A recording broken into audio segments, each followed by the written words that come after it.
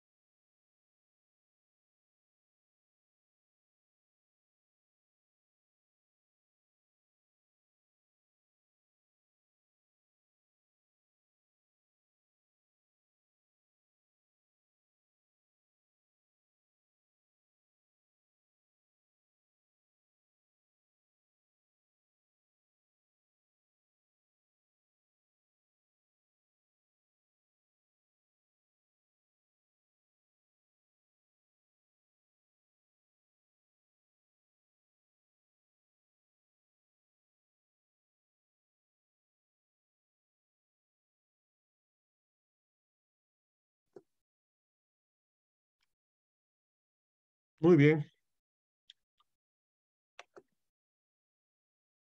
Ahora no sé si me escuchan. ¿Aló? ¿Me Sí, escuchan? ahora sí. Ah, Ahora ya, sí. mire.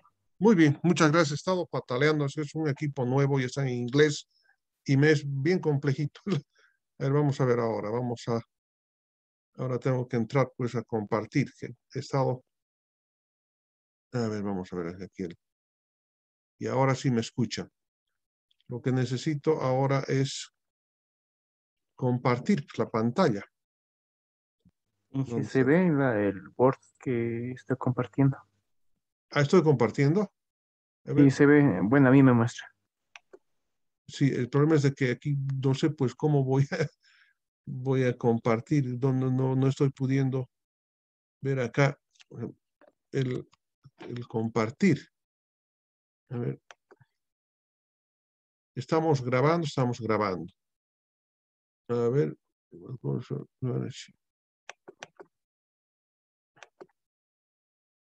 Ahora sí. Voy a compartir ahora la pantalla.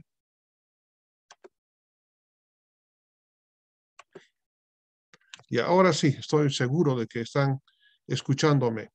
Vamos a continuar con el mercado distribuidor.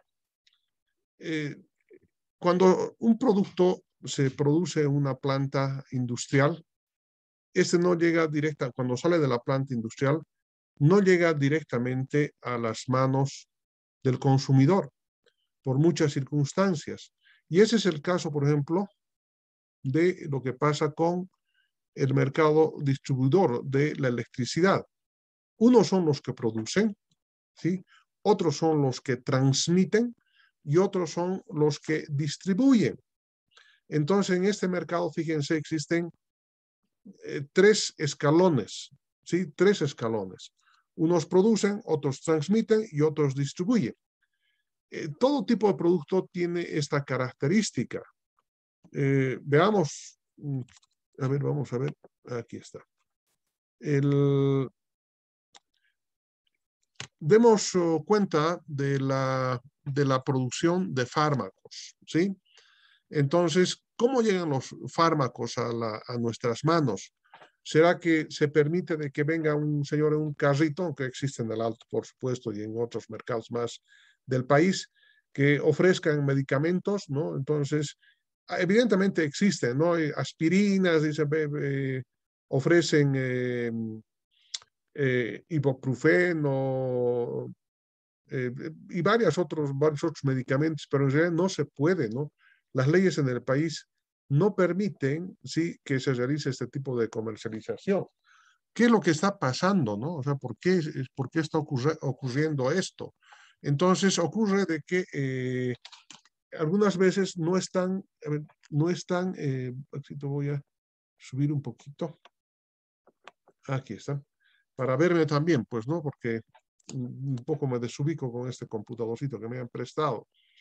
Dice, todo producto tiene canales de comercialización y es necesario para el analista en proyectos estudiar estos canales de distribución, porque el producto, desde el momento en que sale de una planta hasta el momento que llega al lugar donde vamos a comprar el mismo, puede ser un bien o un servicio, ha sufrido un cambio en el precio, porque los intermediarios, ¿sí?, tienen también necesidad de ganar un determinado porcentaje, porque de eso viven. Además nos hacen, ellos se llevan el trabajo, ¿cierto?, de importar, de empaquetar, de hacer las cosas más pequeñitas para vendernos, ¿no? Entonces ellos también tienen el deber de aumentar el precio, de ganar un poquitito del precio original. Supongamos, ¿sí?, un quintal de azúcar en la planta en Santa Cruz cuesta 120 bolivianos, ¿sí? ¿Y por qué venden aquí en los mercados de la ciudad de La Alto, en la ciudad de La Paz, a 200 bolivianos el quintal, por decirles algo, ¿no? ¿Por qué ha subido tanto? O sea, ¿por qué de 120 a 200 bolivianos? La diferencia de 80, sí, porque hay unos, en el canal de distribución, hay intermediarios que van a transportar, ¿cierto? Van a traer a sus grandes almacenes, van a tener que pagar impuestos, alquileres, etcétera. Y luego de esos grandes almacenes van a llevar a los almacenes que están cerca del Eloy Salmón, ¿sí? No me acuerdo la callecita. Y ahí nosotros vamos a comprar de esos almacenes. No vamos a comprar de los grandes importadores, porque ellos venden de 100 quintales arriba, pero nosotros queremos comprar una robita.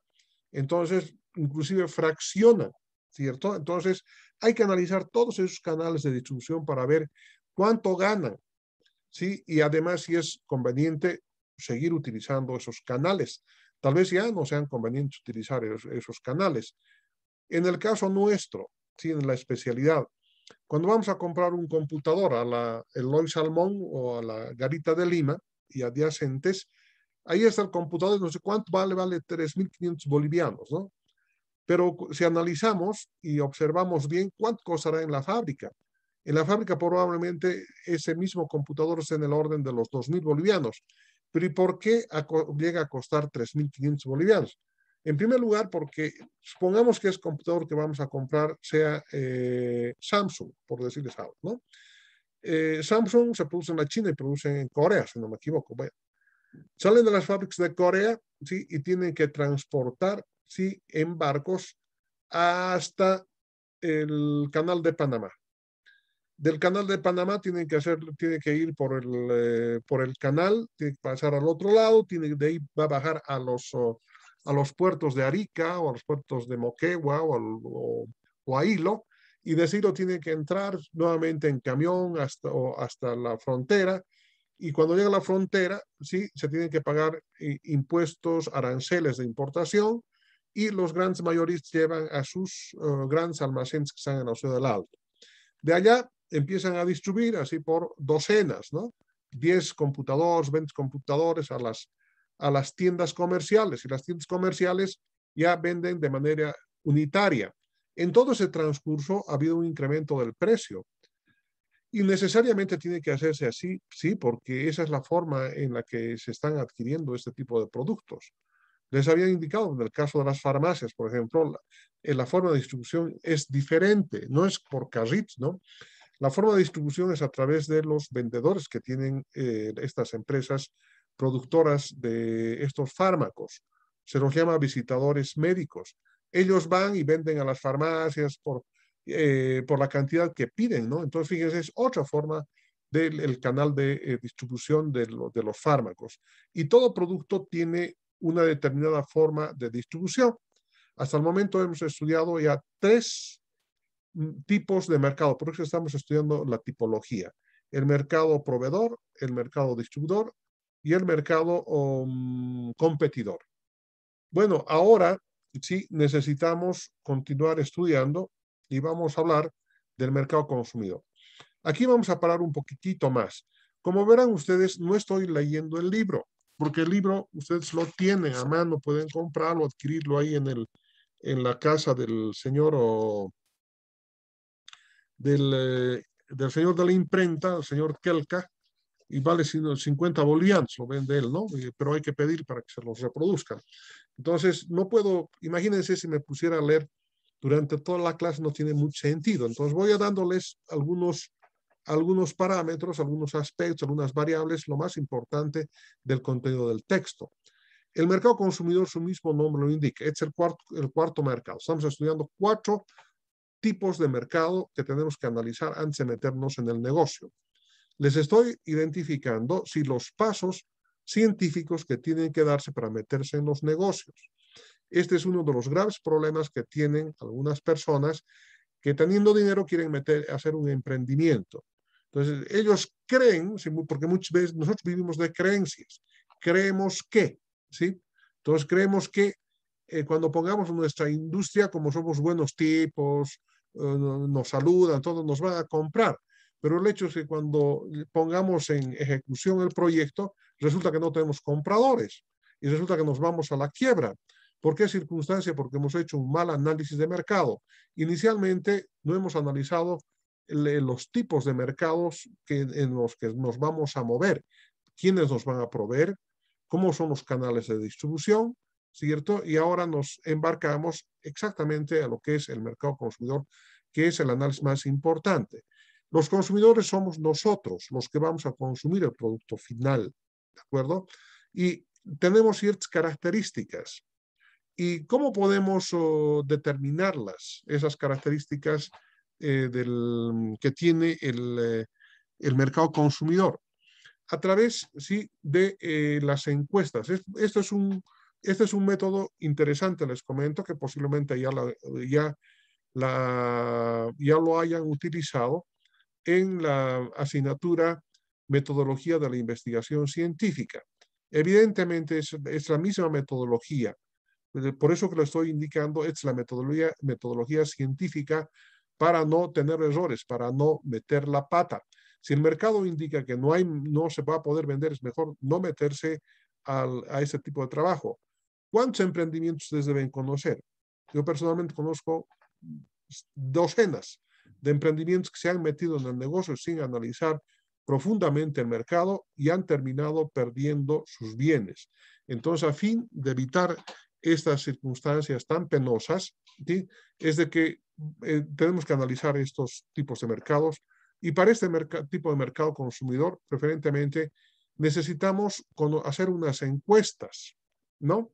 Pero para determinar estas encuestas, inicialmente tenemos que determinar la muestra.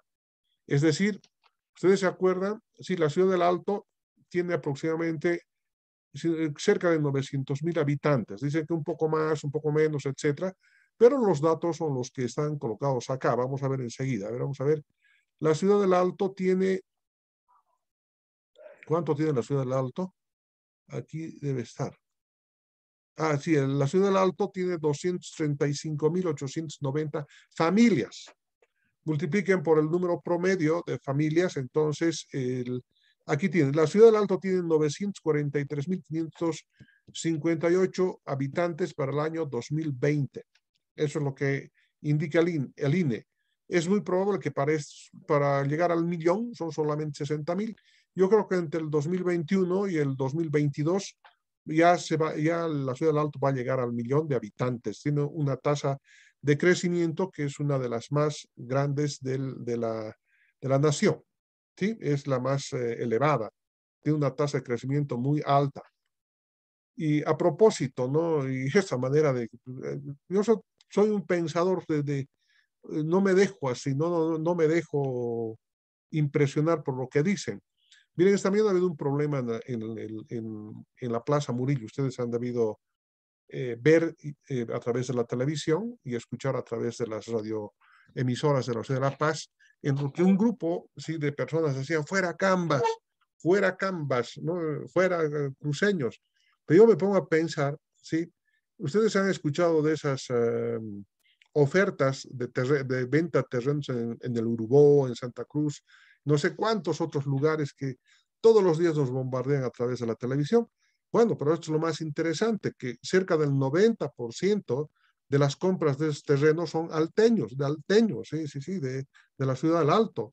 Entonces, ¿quiénes están hablando en contra de Santa Cruz? Si la mayoría de las personas que están comprando estos terrenos en el Urubó son de la ciudad del Alto, hay un contrasentido, ¿no? Entonces, nos están queriendo meter en algo que ya no es, que es inconsistente. Ya no es el tipo Colla, el tipo Camba, porque Cambas y Colla somos los mismos, somos bolivianos. Entonces ahí no hay diferencia. Eso es una situación que me causa gracia, ¿no?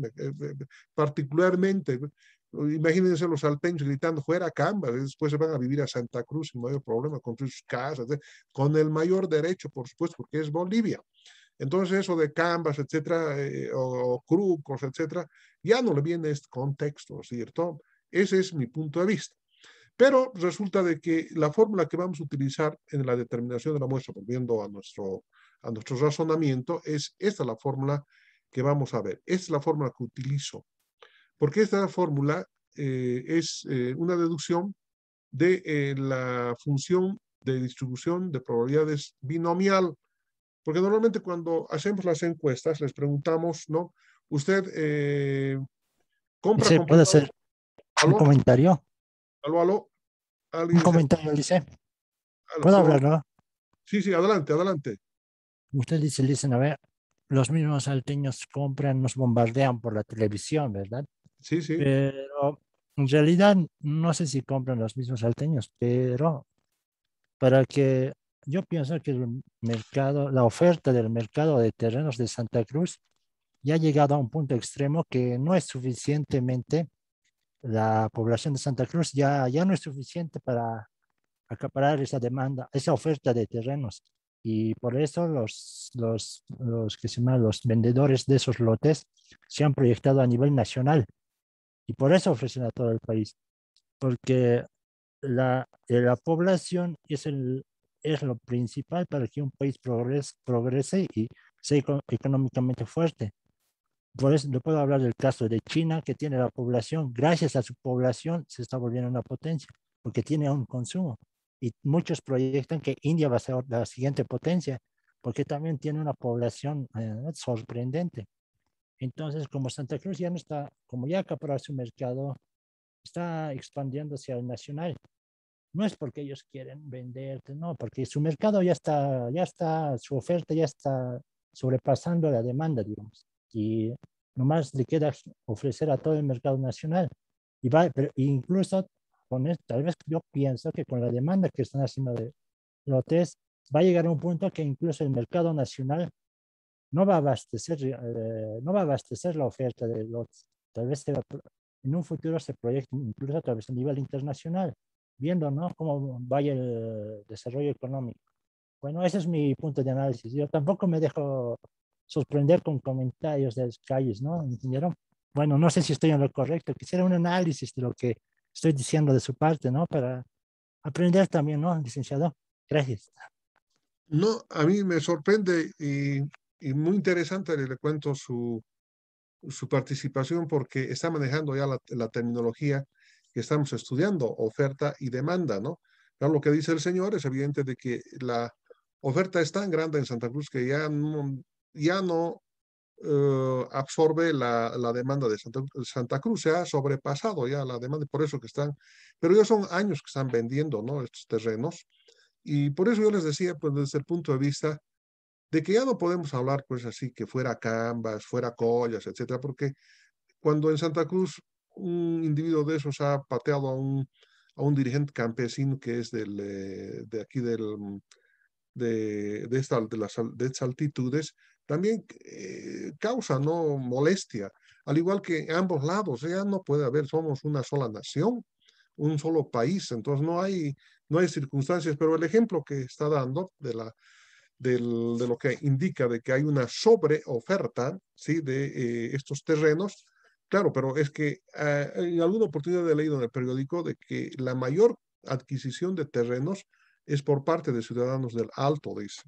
Ahora, ¿cuánto tendrá de verdad? Pero hay mucha gente que compra también y están en su pleno derecho, ¿no?, de ir a vivir en lugares, están ofreciendo. Santa Cruz va a ser una de las capitales latinoamericanas dentro de 20 años, entre las principales, si no me equivoco, va a estar entre las 4 principales capitales de América Latina, imagínense. Va a haber, es el caso. Pero ahora volvamos a lo nuestro. Y en este caso, lo que estoy tratando de decir es que vamos a analizar el mercado del auto. Yo necesito, ¿sí?, determinar, o sea, el número de encuestas que tengo que hacer para poder tener una muestra representativa. Toda la población, o sea, todo el universo va a ser la ciudad del Alto. La ciudad del Alto tiene el número que les he indicado, un poco más de 960.000 habitantes para el 2020, según las proyecciones del Instituto Nacional de Estadística. Pero para determinar el número de encuestas, ¿sí?, tengo que razonar de la siguiente manera. Todos los salteños, o sea, van a consumir carne, por decirles, o solamente las familias serán las potenciales. En el caso de venta de computadores, por ejemplo, ¿cuáles serán los potenciales? ¿Serán todos los miembros de la familia o solamente un computador por familia? Normalmente, un computador por familia podría ser, ¿de acuerdo? Entonces, no me conviene de ninguna manera, sí, hacer ese análisis en función del número total de habitantes. Entonces, para ello, sí, he tomado aquí tengo esta información. En la ciudad del Alto hay, vamos a ver, un promedio de familias, si no me equivoco, ¿cuánto es el promedio? Ahí está, 4 habitantes por familia había sido el promedio de la ciudad del Alto. Alguito más, ¿no? Pero, ¿y cuánto es el número total de habitantes? 943.558 habitantes. Si tienen máquina de calcular a mano, vamos a hacer lo siguiente. Vamos a dividir 943.000 habitantes, 943.558 entre 4 habitantes, que es el promedio de la ciudad del Alto, son habitantes por familia. Entonces, si dividimos, ¿sí?, habitantes por familia, entonces el denominador del denominador se sube a ser el numerador, ¿sí? Y el numerador con el numerador de ambos lados del divisor y dividendo se eliminan y quedan 235.889 familias, ¿sí? Ahí está. Belén Paco quiere que la admita, voy a admitirle. Bien. Y ese dato es el que vamos a encontrar el número de encuestas que tengo que hacer, ¿sí? En la ciudad del Alto. Ahora, ¿a cuánto alcanzan estas encuestas? Vamos a ver. Vamos a ver acá un momentito, por favor. Estoy chalequeando porque no es mi computador, pues ese es el problemita. Aquí está. Entonces, esta es la fórmula que vamos a utilizar y pueden anotar esta. Por supuesto que hay otras fórmulas más, ¿sí? Varias hay, pero es la que me gusta por su exactitud y además porque su génesis está en la función de distribución binomial. Si compro, no compro. Por eso les decía, ¿usted compra computadores? ¿Sí o no? No. Entonces, listo, ahí se acabó. Sí, entonces es por eso que es binomial. Si usted consume carne, sí o no, porque hay personas que no consumen carne. Son vegetarianos, son veganos, ¿no? Y en todos los artículos ocurre aquello. ¿Usted consume café? No. ¿Por qué no consume? No, porque hace daño, porque no me gusta, etcétera, ¿no? Entonces, y fíjense, esta ecuación, n significa el número de encuestas que tengo que llevar adelante. 1,64 elevado al cuadrado, vienen de la deducción de la relación binomial, no se haga mayor problema.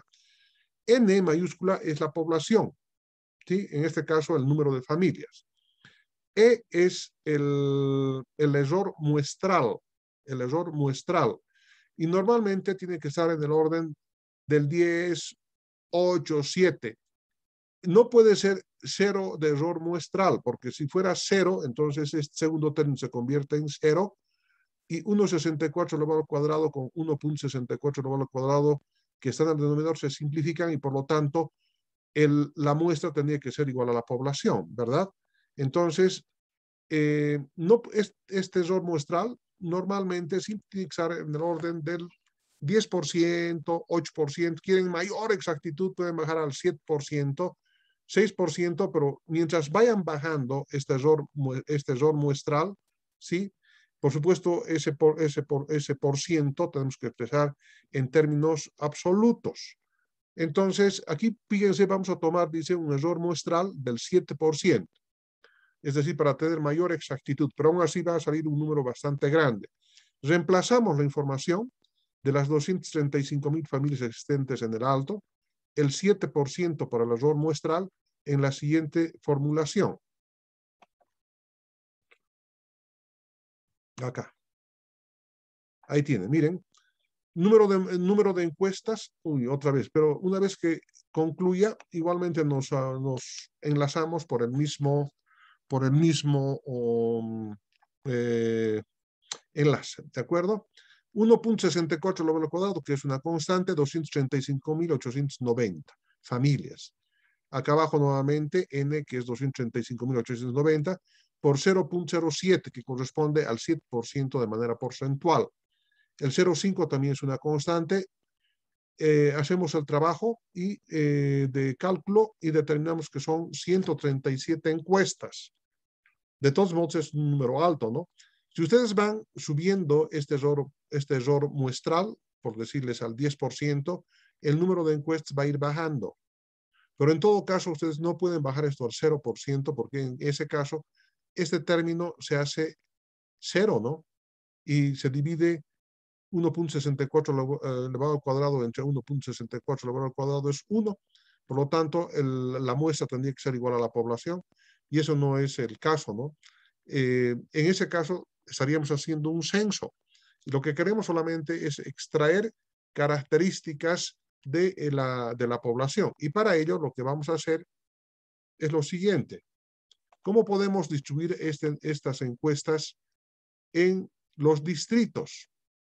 Ay, no está acá. ¿Qué ha pasado? No está la aplicación de los distritos. O tal vez está un poquito más abajo. Entonces, de las 137 encuestas de las que estoy hablando, ¿dónde están? Pues, ¿dónde las he distribuido? ¿No me he pasado? No, un poquito más abajo ha de estar. Esto simplemente es para que fíjense, nuestro producto es perfumería femenina, ¿de acuerdo? Muy bien.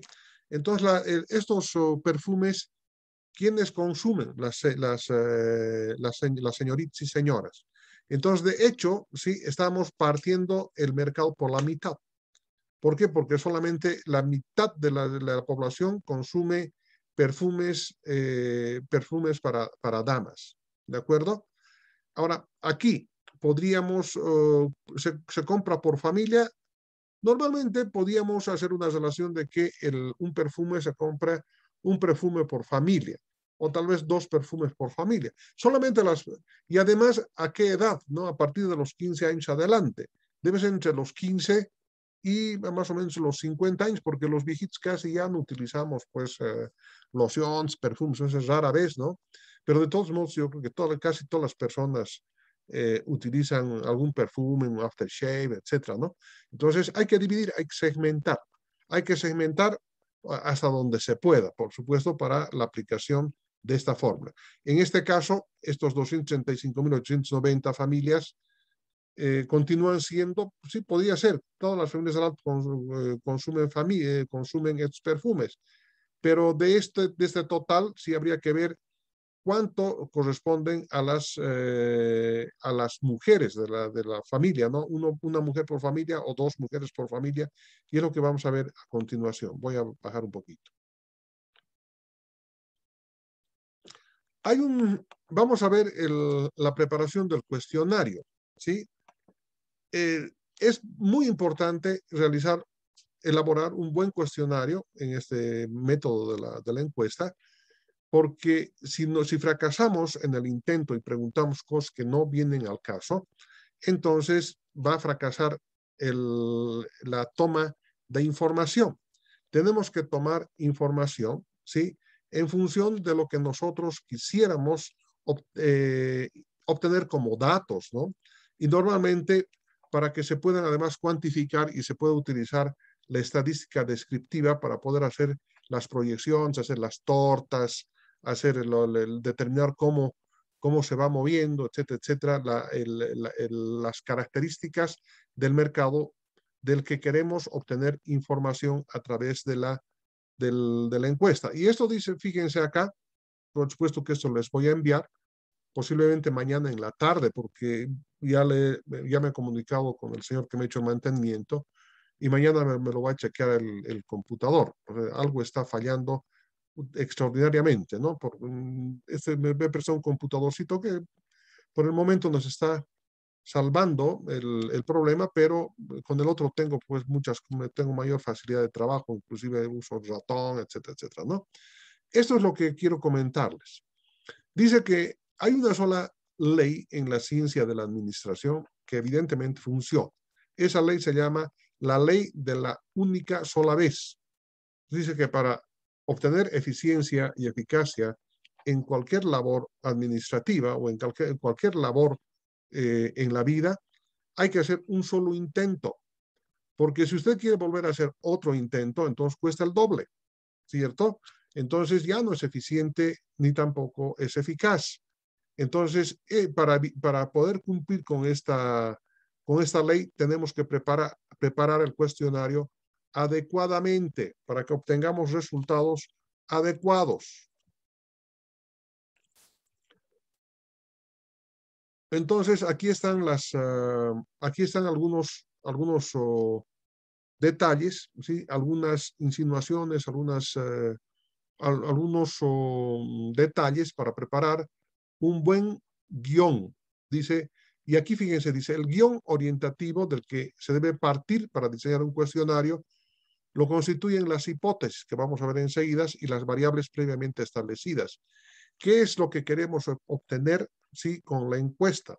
Y para esto tenemos que formular una hipótesis. Y esta hipótesis tiene 3 niveles. En el primer nivel dice, se formulan hipótesis generales elegidas como respuestas probables, ¿no? Por ejemplo, un gran porcentaje de la población del Alto consume carne. En el segundo nivel se establecen subhipótesis. Ejemplo, se consume carne de res, de pollo, de llama y otros. Y en el tercer nivel ya se dan los primeros pasos para la elaboración de las preguntas del cuestionario. de toda la población consumidora. Un porcentaje es vegetariano, una fracción compra carne de los mercados, otra en puestos callejeros, etc.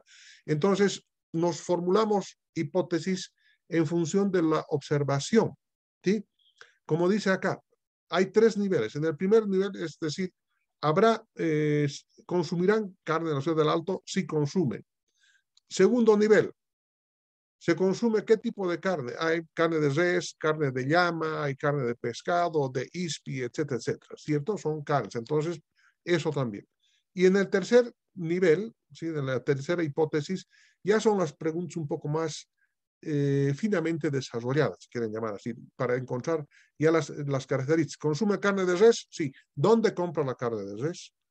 En la tienda de la esquina, compra en el mercado, en el supermercado, tiene personas que le traen a la casa, etc. Estos son los elementos que tenemos que hacer.